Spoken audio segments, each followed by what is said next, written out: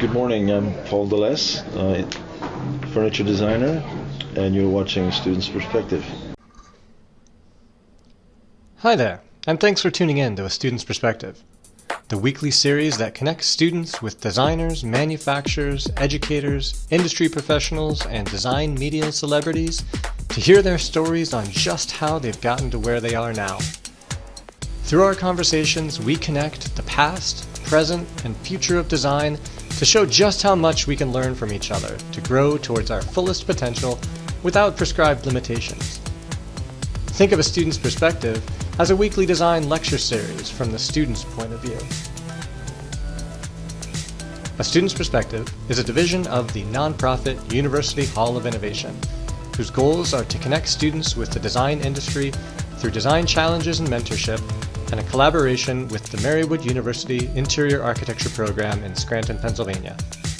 All interviews can be found in their video format at www.astudentsperspective.tv. For more information or sponsorship inquiries, please contact University Hall of Innovation at gmail.com.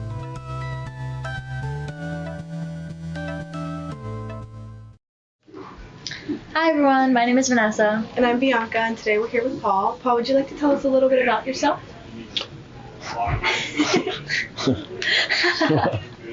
Yeah, so I'm Paul. I'm a furniture designer for the Verellen brand. Upholstery, case goods, lighting. Yeah. Okay. So, as students, we're really curious to know about your journey as an individual, separate from, where you're at now, but how did you get to where you are? Where did you start, maybe in a little bit of your education background? Yeah. So I used to be an artist painter, and which is a very individual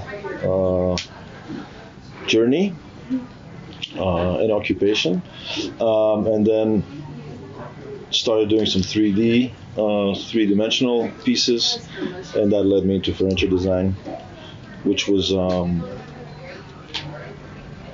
easier to share, work with different people. Yeah. That's a huge transition from 2D to 3D. What did that transition look like a little bit? Like, what were those 3D pieces? I was doing, I had a huge studio and started assembling pieces. And that's really where it started. Okay. Yeah, and then you spoke about how you were on an individual path, and then you kind of went to joining like people on your journey. I can't think of the word right now. It's like the word when you work together. Collaboration. That's the word. Collaboration. So how was that going from your individual process to collaborating with other people? Was it difficult? Was it an easy switch? It made it easier for me. Made it more healthy for me. Okay. Like I said, painting is a very lonely occupation, and it's really nice to share the work with people and to collaborate. Yeah, that's the beauty in design, especially because we're students. So in our studio, we always bounce ideas off of each other, and we don't normally have like group projects per se, but we will go to each other and say, well, how do I fix this? Or like, what could I do to better this? So like, I think can relate to that in a similar aspect. Yeah, sometimes it's better together. Right. Yeah. And it's so true. And it's a cute little saying, but it's very true because like we have the opportunity to be in studio and we can look across at somebody at our desk and say, okay, I've lost inspiration a little bit. Do you have like a little bit piece of advice? And then they come back to us, and that's the beauty of collaborative work is that you're never fully lost if you could just like turn to them. And that's the healthier aspect of it. I think is like you're not falling down into like that loop of creator's block, I guess. Yeah. Have you ever experienced like full creator's block before? No, never. What amazing. keeps that moving? Well, the work itself. Yeah. I think, when people ask about what the inspiration is and this and that, I'd like to think that, work will create more work and a different path. Yeah. That's very true. I'm curious to know also, slightly off topic, but not really, like about materials, and because you did mention before about materiality, I want to know how you go through the process of choosing those, and like we're sitting in a space that has so many different materials, but for some reason they feel like one, like it feels like one space. How do you create that?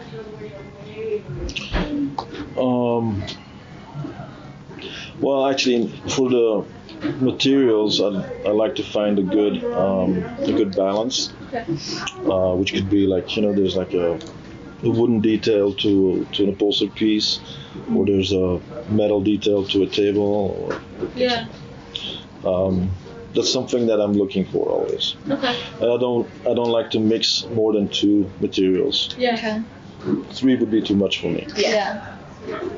I mean, that's some people think that you have to stay consistent every single time, but when you kind of open it up to a little bit and just enough, it becomes this really like beautiful balance, and then that's the art. And I feel like the 2D, 3D that comes kind of together to create that piece. Yeah.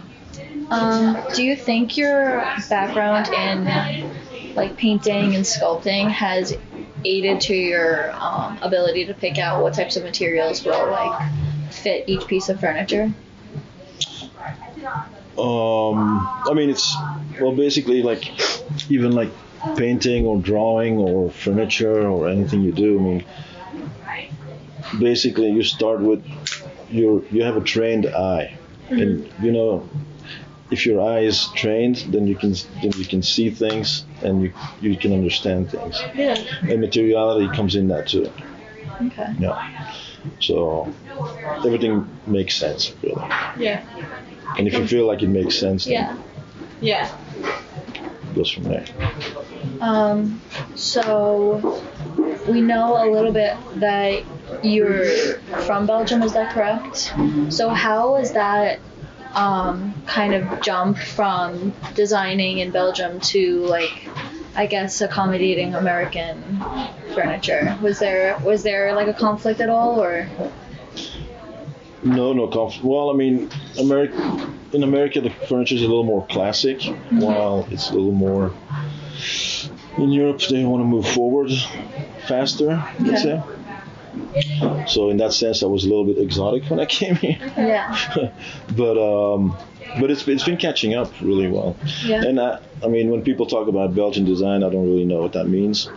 And I think I've been here for 20 years, so I'm probably a good hybrid. Yeah. Of both. So you've been here for 20 years in North Carolina specifically, or have you jumped around in the States? Well, mostly North Carolina. Okay. And do you feel like that's like the most beneficial place as a fit? Well, when I arrived here, then that was also the time when people were leaving to Vietnam, China, all of that, and then there was a bunch of warehouse spaces and workshops that were available for close to nothing, and I took the opportunity to do that. And then I had the wood shop and a big showroom, and so I could work. I mean, in the wood shop, and then visually, I could also had a bunch of space and a lot of freedom to express what I was doing. Yeah. I know I mentioned sustainability a little bit before the interview started. Do you think that is a driving force in your designs as well, and in choosing materials and construction? Well, as with a European education, I like to think that we were raised with that more so. So I think it comes naturally that you respect your environment and. Yeah. I think in America it's a little bit different. We kind of didn't need sustainability until we needed it. So now we're kind of playing catch up to all the other countries that had it be second nature to them. Right. Yeah. Well, it's also the wide open. I mean, the big spaces and all that too. Like, I live in the country. People that grew up in the country that were used to all that space, they're typically not the most sustainable people. Yeah. That's interesting to see the dynamics too. I mean, we see it almost feels like now in America, people that are living in like cities are almost a little bit more consciously sustainable. Absolutely. now. Yeah. Which is peculiar because they're not in an environment that you would think Yeah. want to respect what we're standing on now, you know? Yep. So it's really interesting to see the different dynamics. Yeah. So that's what I'm saying. Like, coming from Belgium, a smaller country, I mean, you really have to be more sustainable and be Right. more Conscious, I guess. conscious yeah. about all that. Yeah. And then coming into like materials and everything, I mean, trying to be sustainable actually, like, in turn it benefits us as designers because you're picking the quality over anything, and I feel like there's often times where the quality is lower when it's not a sustainable choice, and although it maybe financially it's like a little bit more difficult to follow through with that. But Yeah, but also, like, wood is the most sustainable choice. Yeah. Because trees they grow. right. And that's everywhere in every single one of these pieces, and I appreciate the smoothness of every piece in these collections. I feel like we mentioned that before, it was like nothing felt like rough, everything felt comfortable, but it was still like sleek and like timeless sort of. Yeah. Yeah, yesterday we went around and Courtney gave us like a mini tour, and she was kind of explaining how each piece is iterative of another piece. So how is that design process of like taking this and creating another piece after that is similar but different in many ways? Yeah. Well, I'm not really designing collections typically, because but like a certain construction or a certain rhythm in a design will lead into the next, and Right. so I mean, still with every piece every new piece you learn, and with that knowledge you take to the next, and I mean, Yeah. I have to point out how amazing that is for us to see as students, because sometimes the iterative process as students can be a little bit frustrating. Absolutely. Because you're doing the same thing over and over again, but if you look at it as you're doing a different thing but repeating to learn from each and every one, so that you're creating something beautiful every time. But it's almost like design is never ending in that way. Like, you could take one thing and create and create and create until it's completely another unique piece. there's many options, and you always have to have that one answer. Yeah. While you can have a different answer for the next one. Our freshman year, we had to like keep redoing the same project over and over again, and I remember like sitting there being stuck, thinking that it was so hard for me, I couldn't figure it out, and then eventually like after a really, really long time of redoing all these projects, it clicked that this was an iterative process, and like I took that into furniture studio, I think a little bit more. I took it a little bit more seriously when we started with designing, what was it, like 20 pieces of just like random things, and then we took that and put our favorite like top 10, and then did it again, top 5, and then we kept working on it until we got to 1, and then we took that final project and kept doing it over and over and over again until we like got this finalized piece. So the iterative process. It's like sports. Yeah, right? It's the same sport, Practice. but Yeah. No, I mean, you have to do the same movement all the time, exactly. and then it becomes Second nature. yeah, Absolutely. and that helped us seeing, like, so we were only allowed to use a limited types of material in the beginning, so it forced us to challenge ourselves to see from that new perspective of the complexity and the capabilities of one material. Yeah, it's with limitations that you learn most also. Right. Yeah, so we've definitely learned a lot from it. It was a challenge, but then it's like you realize I feel like we don't often look at a challenge as something that we regret. We look at it as something we learned from. Yeah. So now especially. Now especially after the fact that we've challenged ourselves so much and we've taken so much from that we can apply it in everything that we look at. Like, I'm sure you yourself have seen day-to-day things and you take inspiration from. Sure. Yeah. Anything. Right. Yeah. So, and it feels like a lot of I think natural elements too. Like in this space, you feel like almost like a reconnect to nature, and it's really yeah. Is that intentional? Like the color palette and the material choice, is there like a driving factor to create this space? It feels very warm and comfortable. Yeah, so I mean, we're definitely in the luxury segment. Yes. And it's more of so it's very sophisticated, but it's a very how do you say it? A very what do we say? What's sophistication? What do we call it? Relaxed sophistication. Oh.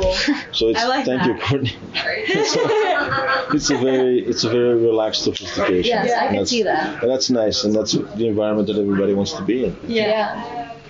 I feel like very at peace on this Mm-hmm. lovely Yeah. sofa.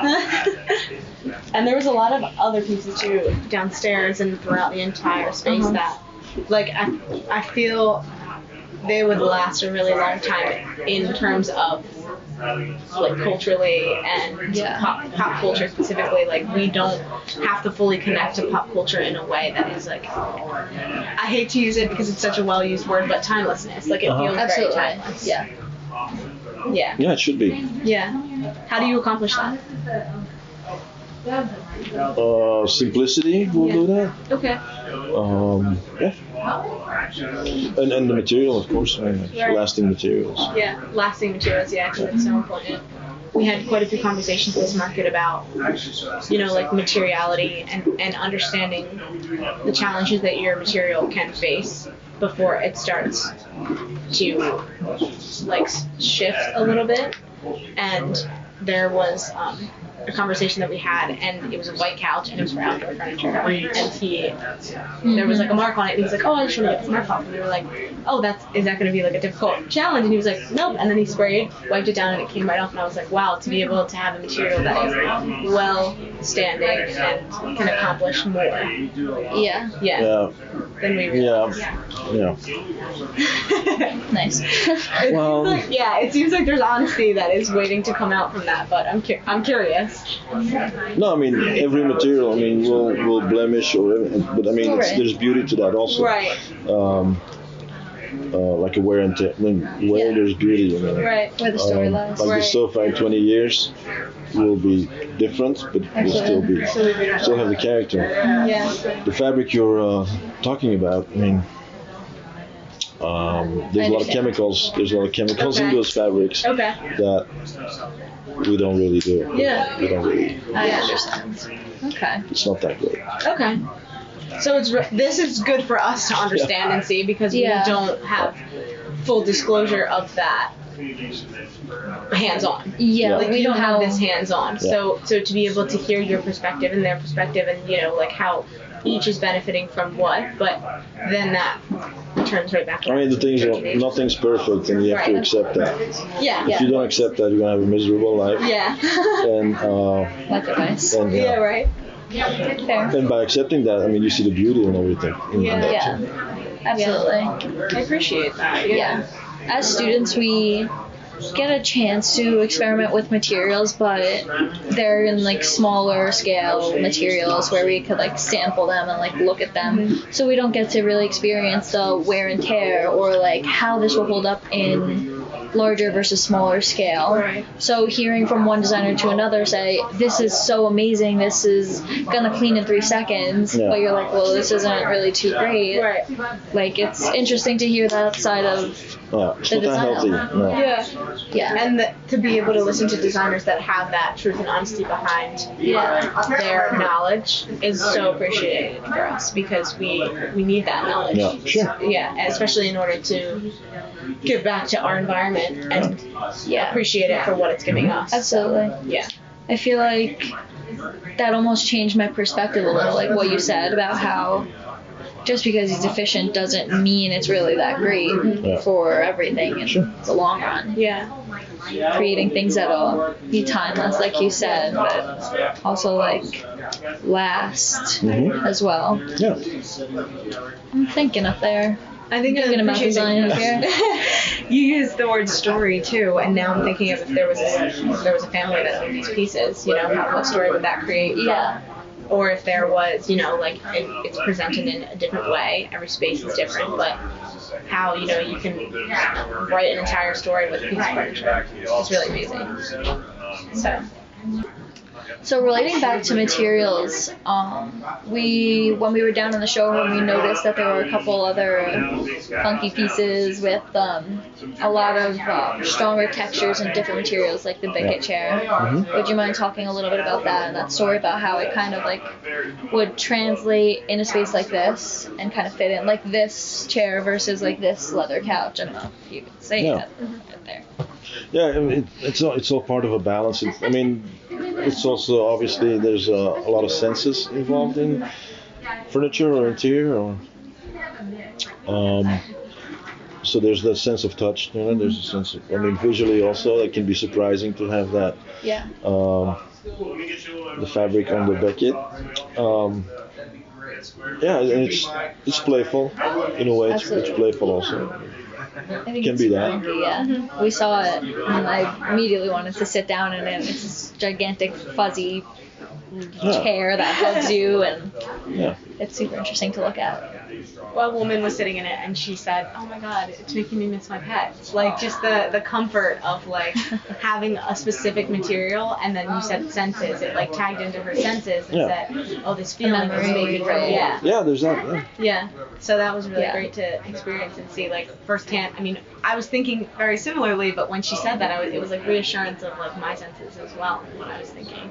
Yeah. This High Point especially, we've been talking to a lot of designers, and they are really trying to incorporate all different types of sensory like experiences through their pieces. For example, like blankets and like the chairs downstairs, the pillows. So I think it's also like feeding my design brain to keep that in the back of my head, like, okay, this could be smooth, but then what experience does it create when I add this? So it's kind of like aiding to my design brain in that element, seeing all these things.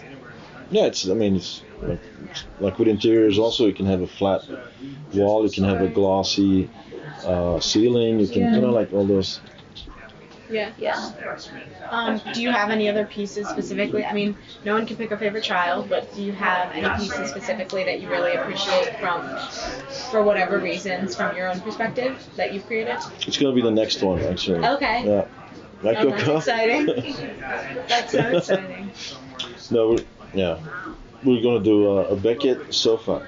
Oh. Yeah, I think that's awesome. Oh, I'm excited That'd to be see really that. nice. Yeah. That's So that's exciting. Yeah. I mean, it's always the next piece that keeps you going. So. Right. Yeah, that's awesome. That's back to the iterative process too. You know, you took that piece and it was so loved that How do we make this how do better? we play with scale? Yeah.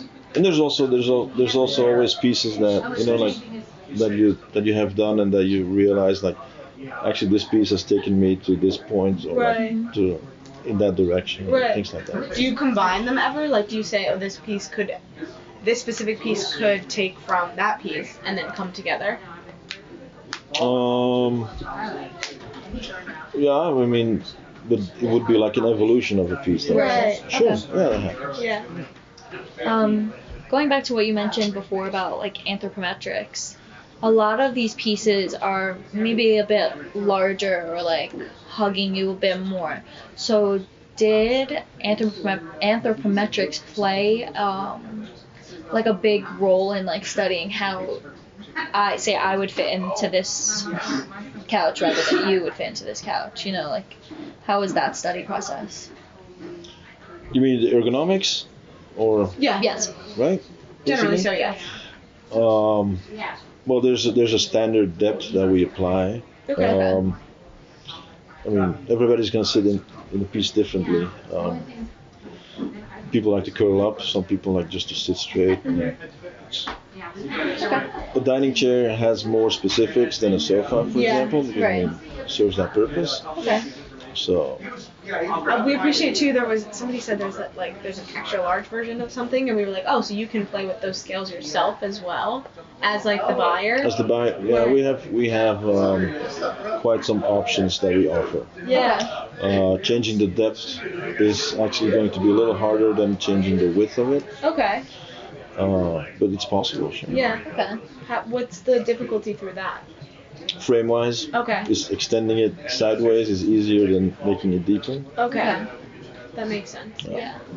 Yeah, that's again, the honesty of this process is so important for us to see, because we have to consider all of this if furniture is something that we would like to pursue as students. You know, like we have to understand that not every process is going to be like a simple, okay, you have this iteration, you can just simply expand, but not necessarily. No, There's it's not going that to be- easy. Yeah. Right. There's going to be challenges. I mean, case goods, there's a little bit more physics involved. Right? A sofa, a little bit less, but there's still a structure to be built and to Right. be supportive to. Yeah. How do you experiment with that? Which Just simply doing it and see, like, experimenting with like how people interact with it and the scales themselves. the scales of a sofa or of a, Yeah. Yeah. Like whichever pieces. Right. Generally. yeah. I mean, Verellen has been around for 20 some years. Okay. I mean, we built quite some knowledge. We know what sits well. We know. I mean, and we offer different seats. So with that knowledge, I mean, we can just take it a little bit further, step by Okay. step. Yeah. Interesting. We don't have to reinvent everything every day. Yeah. Okay. Yeah. Okay. Yeah. Use what you know. Yeah. Yeah. Absolutely. That's a huge I mean, part of challenge it also, but Right. But we know so much that why would we, Straight clean from slate? the- Yeah. yeah. Is there ever like a point in your design process where you have like a clean slate to start, or do you normally take something that you already know and build off of it? No, it's always clean. It's always Okay. clean slate. Always. Okay. And what does that look like for you? Like, do you Uh, start like sketching, or like do you start 2-dimensional? Do you Yeah. start by playing with 3-dimensional? Also, yeah. So we do some 3D prints of Okay. some drawings that we have. Sketching also. Okay. Just experimenting with Yeah. different mediums. And then, I mean, I also believe that we also always need to mature our designs. Okay. So, like, for example, the Beckett chair, I had it in my files for like 2 years. Wow. Before it ever Again? hit the ground. Yeah. We've been doing that so much this trip. Same time and everything. Why did you keep it there for so long? Because it wasn't ready, and then now Okay. it's ready. Okay. Yeah. Yeah. Alright. Wow. Does development normally take like No, a not necessarily, but Okay. I mean, like in my mind, sometimes it does. Okay. Okay. That's valid depending on the piece. Yeah. Okay. Wow.